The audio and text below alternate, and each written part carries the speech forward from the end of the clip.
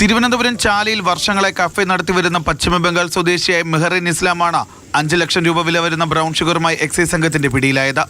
അന്യസംസ്ഥാന തൊഴിലാളികൾ താമസിക്കുന്ന ക്യാമ്പുകളിൽ ഉൾപ്പെടെ ലഹരി വസ്തുക്കൾ വിതരണം ചെയ്യുന്ന സംഘത്തിലെ പ്രധാനിയാണ് ഇയാളെന്ന് എക്സൈസ് സംഘം പറയുന്നു.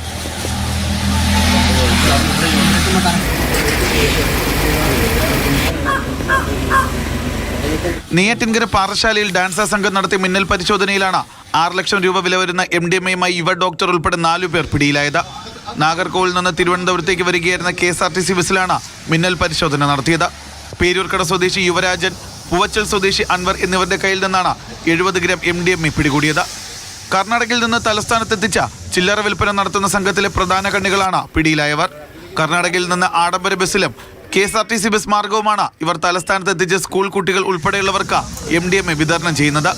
നെയ്യാറ്റിൻകര KSRTC ഡിപ്പോയിൽ നിന്നാണ് ചായക്കോട്ടുകോണം സ്വദേശിയും യുവ ഡോക്ടറുമായ സുദേവും ഓലത്താന്നി സ്വദേശി മനോജും പിടിയിലായത്. പിടിയിലായ എല്ലാവരെയും കോടതിയിൽ ഹാജരാക്കി റിമാൻഡ് ചെയ്തു. മാതൃഭൂമി ന്യൂസ്, തിരുവനന്തപുരം.